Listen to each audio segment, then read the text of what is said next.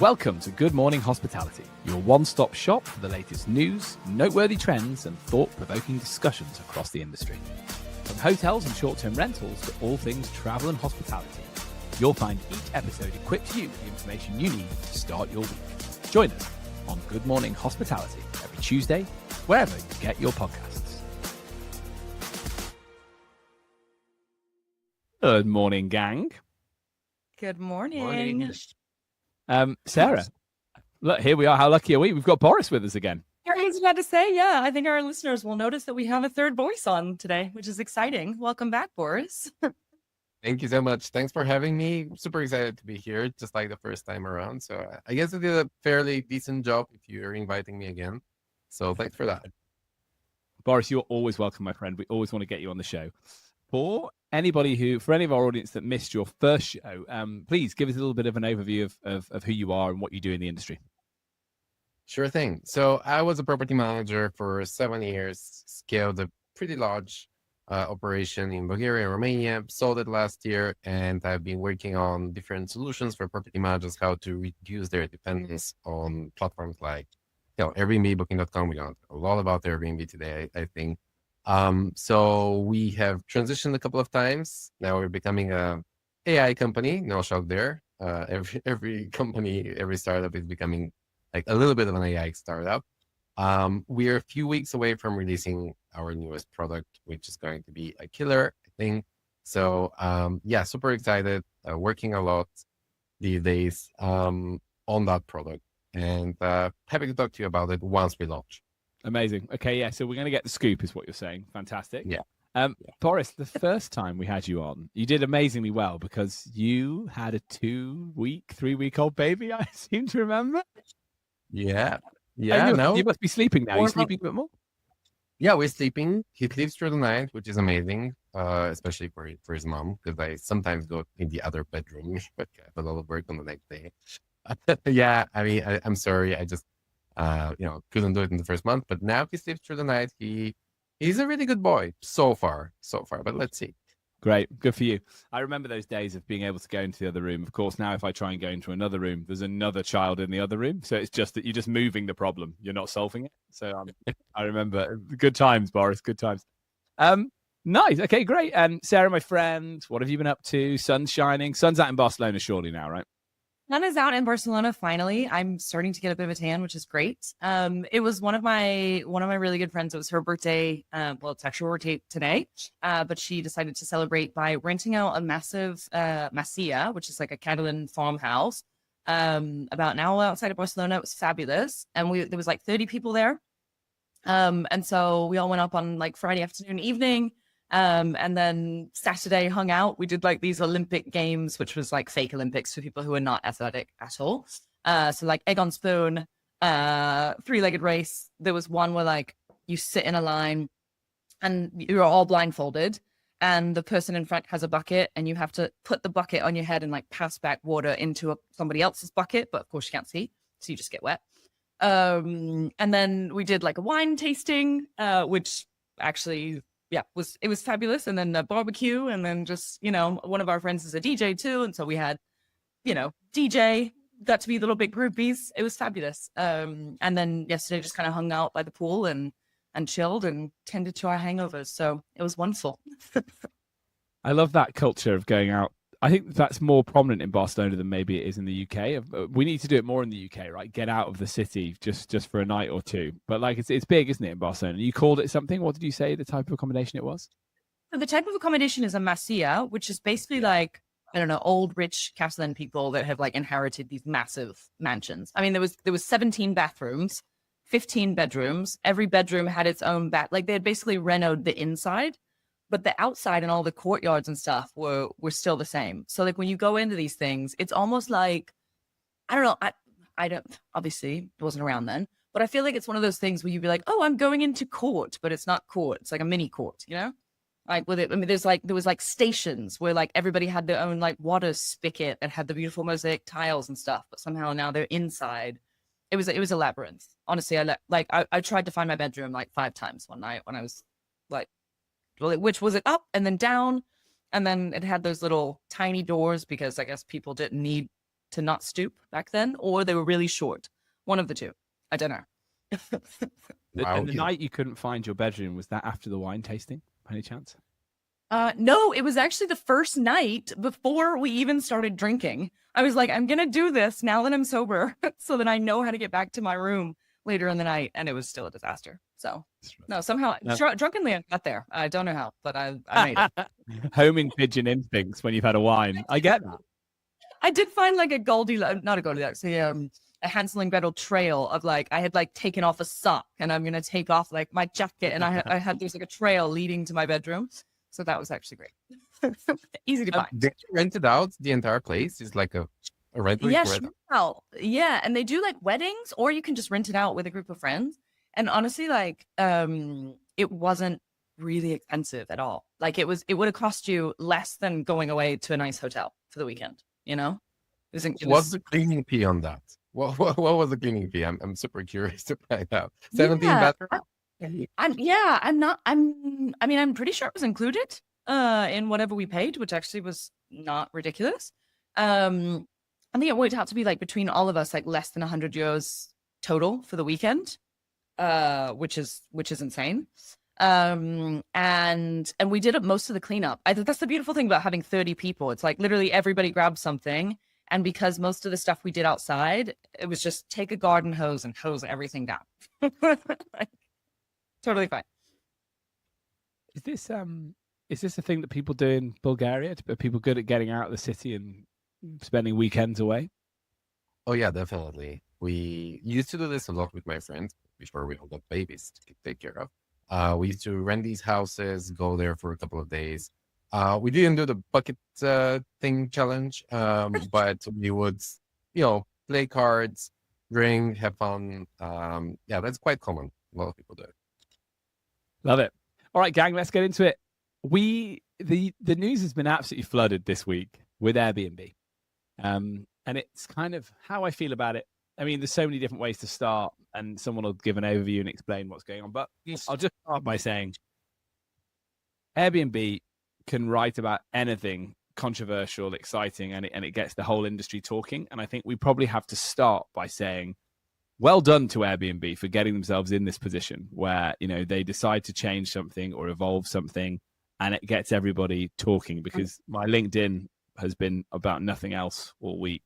When I look at all the publications we use, this is front and center. And I think that is a good starting place, because a lot of what you read online is about Airbnb's power and control in the industry. And it's unprecedented really to have such a great market share and own so much of the distribution that they are able to make changes that will be felt globally. So I think that is the place to start. Well, look, let's look at the detail. I don't know who wants to start us off. Sarah, do you want to give a bit of an overview of what's changed? Then we can kind of talk it through. Yeah, sure. So a couple of main things in this summer release. One that I actually am excited about, to be honest, is Airbnb services. I think this is something that we talk about a lot, and it makes sense. So especially like a place like this place I went to this weekend. Great. I would love to rent a massive Castellan farmhouse and not have to do the barbecue, actually. Would have been nice to have the option to have at least one of the evenings, like a chef come in and prepare a nice meal and everybody just kind of relax. So this is one of the things that I really liked. And I think it makes sense. It makes sense alongside the booking, especially for the types of properties that Airbnb really is best at. And it's a great way for them to make extra money. So this is kind of one of the first ones. And then the other two that they focused on was experiences, because this is new, guys, in case you haven't heard. Not. Oh, wow. Experiences. It's happening again. And also about the app. Everybody's on about their app. Whatever. Let's see. Essentially, the relaunch of the app is to make it easier for them to sell you more things. So there's the summary. My cynical summary. Love it. I expected nothing else. I didn't want a positive glowing one. I wanted a Sarah summary of the situation. Boris, what do you think, buddy? Well, I would be on the very positive side, but I'm wearing my hat as a person who, like, for example, would invest in Airbnb or the shareholder of Airbnb. If I'm a shareholder of Airbnb and I hear this summer release, I'll be thrilled. Why? Because they, as you said, they own the entire space. Everybody was talking about Airbnb. They own the narrative, and they have this huge customer base. They have this brand that's recognized globally, and now they've just figured out a way.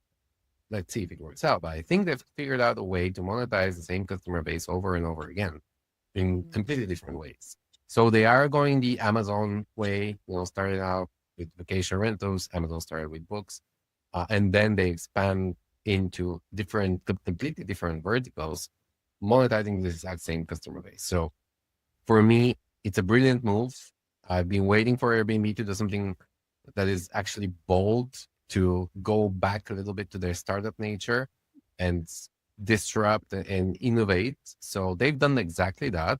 Well, apart from the experiences side, because the experiences is like relaunching for the, I don't know which time. Hopefully this time they're gonna get it right. But for the services part, I think it's something really interesting. And again, it's great for Airbnb. I don't know if it's great for hosts. I actually don't see, as of now, any silver linings there, because the hosts are going to take up a lot of risk. You have all these random people, verified, but still people that you don't know coming into your rental. And imagine it's a huge castle with 17 bathrooms and all that, and they accidentally start a fire.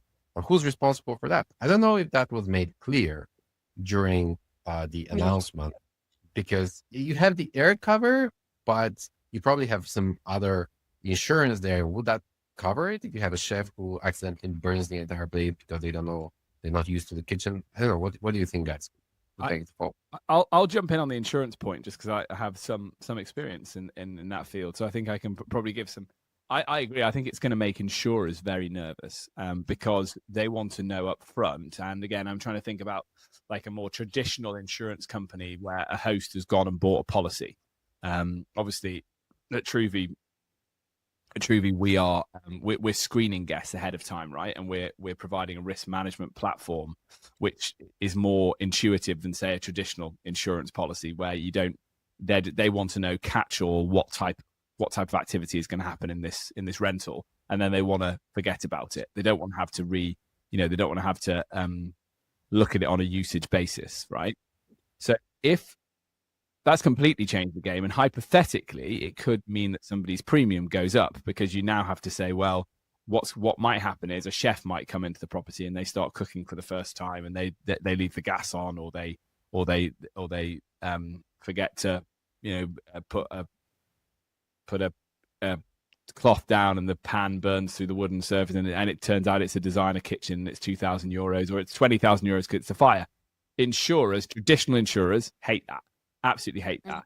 Anyone who's gone out and got a traditional insurance policy on top of what air cover provides, which is just a protection against damage, I think that there are going to be questions to ask, and I think we have to try and unravel that, because will Airbnb say, oh, it's okay, we're extending what air cover provides because they're a client of ours, they're a partner of ours, so that they de facto are a guest. But then you have the point on liability, which is scarier, which is that the chef falls down the stairs while working in your property, and that is the one that insurers will particularly find terrifying. And it maybe comes back to the point of the red line I saw for a lot of people online doesn't mean this will happen, by the way. We're in the early stages of this, so we're just speculating, of course. But the red line I saw from lots of people was that it didn't seem that that Airbnb would inform you when a service or an experience had been chosen in your property. So you could have a fire dancer coming in and juggling fire in your living room without ever knowing it's taken place. Now, caveat, I don't know that for sure. I'm just going on what the chatter was online at the time. But I think that is especially worrying for hosts, because it's like owning the hotel room but not having a clue what's going on in the lobby. And that, yeah, I don't know, Sarah. Yeah, I would agree with you. Although I do think it's something that isn't necessarily new. Why do I say that? I have friends who, like 7 years ago, they're from the US. They were looking at getting married in California, and it was obviously disgustingly expensive. And they were like, well, forget this. We don't even like people. Let's just go to Italy. And so she literally found this Airbnb. in the middle of Tuscany that was beautiful. And it was kind of this sort of vibe, right? And there were, I don't know, 10 or 12 bedrooms, something like that.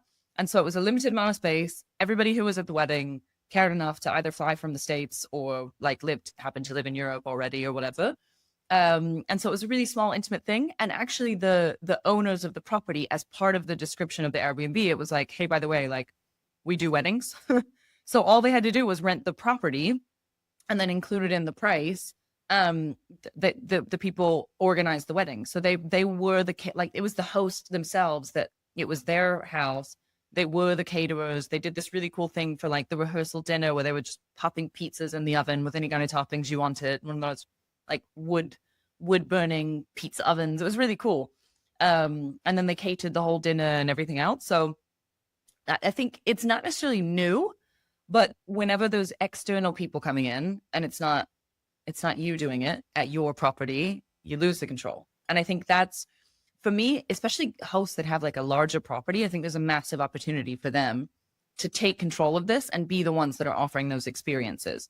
But if it's always going to be external people, I think that's where it gets a little bit hairy, and also it gets less interesting for hosts. Like, do they have the option to say, no, actually, I don't want to offer these services at my property? Or is Airbnb going to say, no, you're listed on Airbnb, you have to offer these things because they're available in your area? I don't know. Oh, apparently there is a way to opt out, but I've heard rumors that Airbnb's algorithm is going to rank you down if you opt out of that. But the question I would have here is, okay, let's say services you accepted as a host, but still, isn't there a premium you're supposed to receive for making your property available for these people or service providers to provide the service at the property? It's, after all, your property. When we were property managers, when I was a property manager, we would shoot a lot of reality shows in some of the properties. And every single time, or even commercials, a lot of TV commercials were shot in different, even smaller properties. Depends on, how they're designed and whatever the people shooting the commercial need. So every single time we would charge a premium, and that premium was quite significant. It was sometimes 3 times the nightly rate, just because so many people are going to enter the property. So that's going to disturb the whole building if it's an apartment. And they're going to move around the furniture for sure. They're doing shooting. They need these huge cameras that roll on the floor so they could damage stuff. So we would always ask for a very high deposit, and the nightly rate was completely different. So my question here is, how can hosts benefit from that if they don't even know that it's happening at their property? It's I think it would be fair for Airbnb to share part of the profits that they're earning, to share that host. Don't you think so? I mean, it's only fair. I do. Yeah, I do. I'm glad you've taken the conversation this way, Boris, because there's a couple of different things we also need to discuss. I'd also want to make sure we have time to discuss whether we think it'll even work as a business line for them. But it isn't new. As Sarah said, this is nothing new. This is about monetizing your guest in stay. That's been the talk of the industry conferences for probably 2 years now. What are you doing to upsell to your guests? And there's a lot of companies that specialize in upsells. I won't mention one over the other because I'll forget to mention some, but you can do it directly through your PMS, or you can do it through a specified guest portal or guidebooks. There's opportunities to upsell. And those businesses start with the premise that in order to get the host interested, they have to give them revenue, because they understand that they're not in control of that situation. They are coming to the host to say, we want access to your guest, but really it's your guest that we're helping you monetize with this bucket list of things that they can do, or these things that they can purchase. So the starting premise is you monetize it. In-stay revenue is significant for these property managers, because it moves you away from being a property manager to being a hospitality provider. And so the professional or the larger property managers, or multiple people who manage a few but go to all the conferences, they've been wise to this for about 12 months, right? Maybe 18 months. But there's 80% of people that, or maybe even more than that, who've never been to a short-term rental conference and just have one property, and they've never even thought about that because they're mostly just focused on Airbnb being their main provider. So potentially they don't see that as a loss of control. They just see it as a new cool feature that Airbnb provides. So with that in mind, I think it would be really, really prudent for Airbnb to say from the get-go, don't worry, you're going to monetize this, because then it just cuts out that conversation. Whereas You might be a short-term rental host that only lists on Airbnb that doesn't like this. And then before you know it, you start looking over the fence to go, well, hold on a minute, I can use this upsell company or that upsell company, and I can benefit from the monetization of my guest. And again, I'll go back to the hotel example. So I've mentioned it a few times on the pod, but I'll mention it again. Boris, I might not have told you, but at One Fine Stay, we were bought by the Accor Hotel Group, right? And that I watched Accor do this from the inside of the tent for the next 12, 18 months that I was in the building.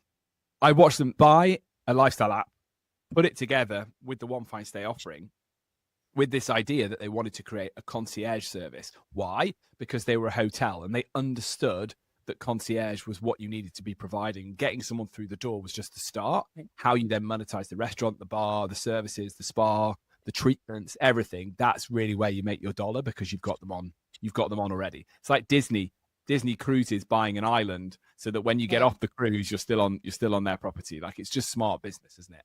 So again, kudos to Airbnb. It's not surprising when you see it in those terms, but is it fair that as the provider of the hotel room in this analogy, as to repeat myself, you don't get to benefit from what's going on in the lobby? And I don't know, it doesn't feel right. But again, perhaps the Airbnb's bet is that they get away with it because of that 80% cohort that are not on LinkedIn. They're not even on Instagram talking about hosting. They just provide their space, and it's a kind of turnkey and forget about it situation. I've said a lot there, sorry. This is just the same debate as to who owns the guest. And I think it's something that Airbnb and their messaging with host has not gotten right. Because I think every host feels, this is my property. I'm the one who's on the ground. I'm the one putting in the blood, sweat, and tears to make sure that this is not only a good property, but the overall experience is good. There's a lot of work that goes in behind that. And I don't know, if I'm a host, I'm kind of feeling like Airbnb is once again just one step closer to stealing my guest. And I think that is the biggest perception issue that we're going to have, that if Airbnb continues down this route, it's definitely a grab for more and more control of the guest, and giving less of that to the host outside of the Airbnb platform, which I think it's a risk, and it could turn a lot of people off. Yeah, but they also, I definitely agree with that. And to make it even more so that the guest remains within the Airbnb ecosystem, there's a part of the release that doesn't really get mentioned often, but they're moving towards a social networking experience. So apparently right now, when you do an experience with somebody else, you're able to connect with that person. You don't know each other, but you share this moment together. So you're able to connect with them and start chatting. So that's the first step, I suppose, to Airbnb moving more into the territory of social networks all around travel and experiences and lifestyle, even not that much travel, like a lifestyle platform where you can even meet people that you've already met in person. Brian Chesky has said a lot. He's been talking a lot about loneliness, and that how loneliness is a problem, especially in younger generations. So that's his first step of trying to solve that problem, or attempt at solving the problem, by moving into the social networking territory. And if that happens, then we're completely losing, as property managers and hosts, we're completely losing any grasp on the guests. That they're gone forever. I like the social messaging, social networking part. I think it's really smart for the experiences. I think it's super smart. Or having that. Is it going to work? Or are people just going to like get each other's Instagrams or WhatsApp? Like, I don't know. I don't see myself like chatting with randos but I'm a bit of an old school person. I'm a little bit old school as well in that respect. Maybe not me, but maybe younger generation. Do you know what? I don't know. I think I want to ask that question more broadly. Will it work? So I'll be the first to answer quickly. I think that in 12 months' time, we're going to be sat looking at Airbnb's results, still talking about bookings, listing growth, and RevPAR and things of that nature. We're not really going to be seeing a significant contribution coming from experiences and coming from services.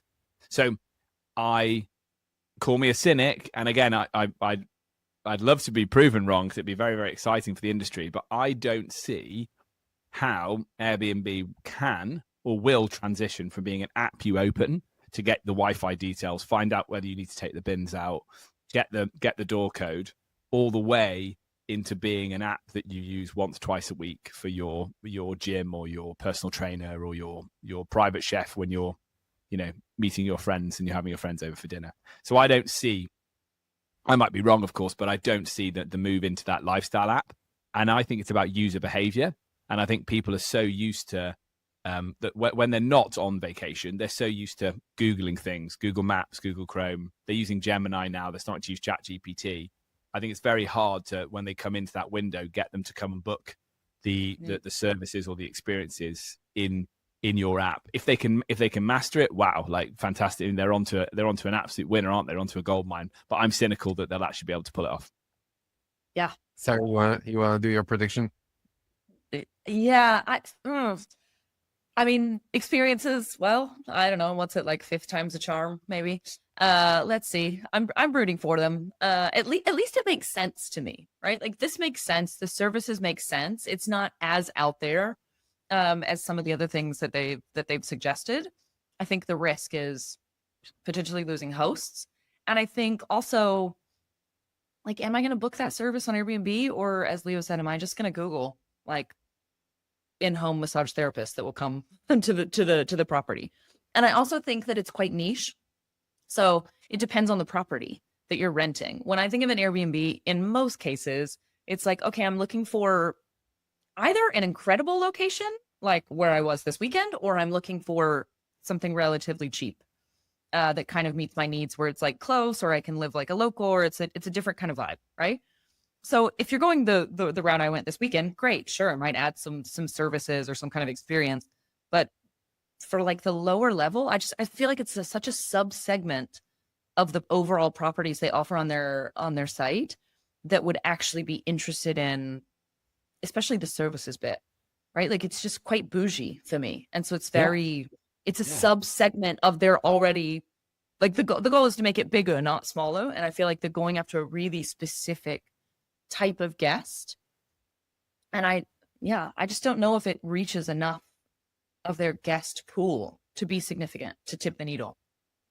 If you're a castle in Scotland, for example, I think you would use it. But if you're in a city centre flat in Edinburgh for the festival for 2 nights, you're not using it. I just think what I instantly think. Sorry, and then Boris, I will let you give your view. But what I instantly think when I'm on some curated experiences platform is I'm overpaying. I'm overpaying, and I'm not seeing the whole market. Like I just want to go to the place where everything is. I want to be able to look at everything so that I can find. I'm quite a cheapskate, but I'm like, I don't want to have that. Whereas I guess if I am out in that more kind of what experiential travel that you've just talked about, Sarah, out with your friends in that weekend, or up in a castle in Scotland, to give that example, or an igloo in the North Pole, I'm interested to see what are the curated experiences, because I am already kind of out of the city. So I agree. I don't think there'll be mass adoption because most of their properties are not that type of property. Boris, but would you go to Airbnb, or would you just be like, oh, that's a great idea, I'm going to shop around? Because that's exactly what I would do. Probably. Yeah. Like, I'm not going to pay the idiot tax. That's probably 20 to 30% more. Why would I do that? I don't know. I'm skeptical. Boris, bring us home. What do you think?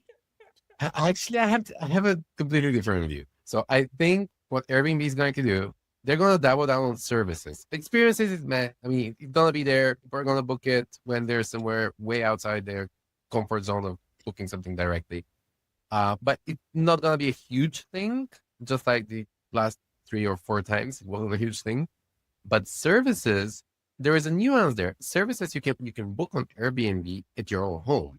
You don't have to be traveling in order to book a service. Now, it's going to take a little bit of time for the customer's mindset to shift, and so that the customer, starts not just Googling, but going on Airbnb and ordering service from there because it's verified and because, it's easily accessible, it has reviews, etc., etc.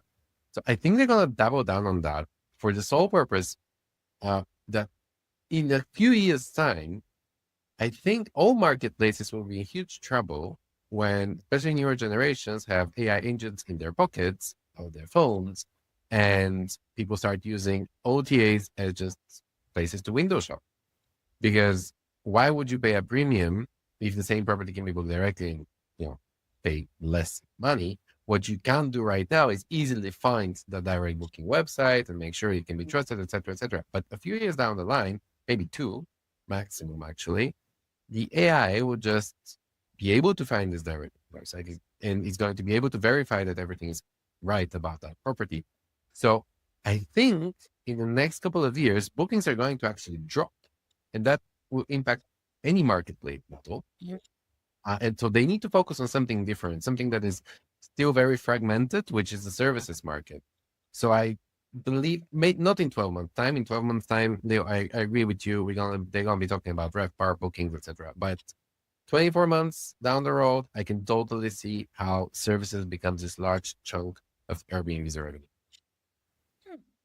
I really like it as a point. We talk about it a lot on the pod, right? Like how AI is the biggest challenge to the OTA market that's come along since people started booking online, right? So I like it as a potential theory. I think it holds weight. It's also really interesting because it brings you into a wider conversation about why is Google Gemini not sort of pushing forward with this idea of promoting a direct booking website. And it's because the OTAs are the biggest revenue drivers for ads, right? So they have like booking.com, I think, may even be Google's best customer globally for any product type, right? It is. I'm getting nods. Great. There you go. I haven't made that up. So you have this challenge. Which is Google now have the technology in Gemini to push you. I mean, they had it anyway, right? Through meta search, they had it anyway, but now it's even more available. And at the same time, people are starting to use Chat GPT for it. So that in and of itself is really interesting. What does Google do as a company to make sure that it's hitting the consumer where they want to be hit? And it might even be that booking, we've talked about this before, I know, but that booking can be done by your AI agent, so you don't even have to go on the website to visit it. They're doing all the booking and threading the whole thing together and threading your itineraries together for you. So yeah, I think we've looked at this for the last half an hour as a strategic move from Airbnb to try and grow revenue. We haven't talked about it being a defensive move to try and protect their bookings business. But maybe if you look at it in terms of it as a defensive move, it makes more sense because now is the time to act rather than in 12 months when it might be too late, right? Yeah, perhaps. I think you bring us to a really good quick point to close us out, Leo, is about AI and kind of the future of it. Boris, you want to give us a quick overview of what's going on with Expedia? Because I actually loved this one. I thought it was cool. Yeah, I saw this new feature being announced, and it's a really, really cool feature, but nobody's really talking about it. So apparently right now, it's in beta, but in June, they're going to roll it out to everyone. When you're scrolling on your Instagram feed and you're checking out travel reels, you can DM Expedia. You can just share the travel reel with Expedia, and Expedia is going to tell you where this was, and it's going to create a whole itinerary for you, which is bookable. That's pretty amazing because right now, something like 70-80% of people get inspiration for travel on social media, and Instagram being one of the largest social media platforms, it just makes sense for Expedia to plug itself right there in a very, very seamless way. Imagine you're just looking at this reel, daydreaming, you're like, okay, how much is that going to cost me? Can I actually go there? You click share, DM it to the Expedia Instagram account, and then you get an itinerary straight away. That's really, really good. But nobody seems to be talking about it. I don't know why. I'm going to try it out. I love this. I don't know if you heard about my debacle, Boris, but I actually tried to have ChatGPT organize me a holiday. And it was like, hey, here's the budget, and I want you to find me the properties. And it was like, here you go, and had all the links. And I went to like 1 or 2 of the links, and it was like, this property does not exist. And I was like, I'm sorry, did you make these up? And it was like, oh yeah, sorry. Actually, I can't find you links and things. I'm like, well, you should have just said that. So this actually solves for that problem. And as you said, they're bookable. They're going to have the right dates. I think it's super smart. And I think it's a great way of taking the power of Instagram and of the way that people are booking travel. I mean, I know I'm often inspired by, gosh, I saw this amazing place. I want to go there.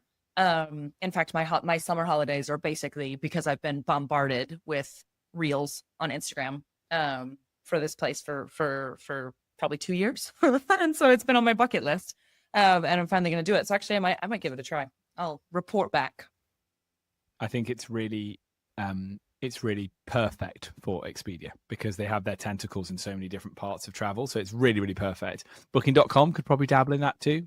Bit of a struggle. Airbnb would struggle, I think, would struggle with that. So it is really interesting because it kind of, maybe again, that's also an Airbnb's mind. Parting shot from me. If I was Expedia, I'd mess it up as something new and I wouldn't link it to Expedia to try and get the younger generation of people using it. Because Expedia just feels like the 90s and Microsoft. And I don't know, I worry that that's a shrinking pool of people that want to book with them. So I would think about if that probably is something they could do as a kind of disruptor brand within what they're already doing. Yeah, that's a good idea. Yeah. I like that. Or am I being mean to Expedia? Is that a mean way to finish? It's good. It's fair. In fact, there's a lot of brands that do this, where, for example, they'll buy a bunch of other domains. They have like a lookalike. It's basically just like a white label of their own site, and ultimately the traffic goes the same place. Like it's like an iframe of the same site. It just looks different. It's called something different. You just buy up all these domains. There's quite a few OTAs actually who do that. I won't name any names. So yeah, I think it's actually a good idea. Okay. It's been so lovely, Boris, to have you with us today. Come back soon, my friend. Anytime. It was a pleasure. Thank you guys for having me. Yeah, lovely. And Sarah, my friend, always lovely to see you. Same here. We've got Boris, we'll tell you actually, we've got a meetup in Barcelona on June 19th, which is great, in collaboration with Scale and, of course, the good guys at Truvy, whoever they are. So we're doing that.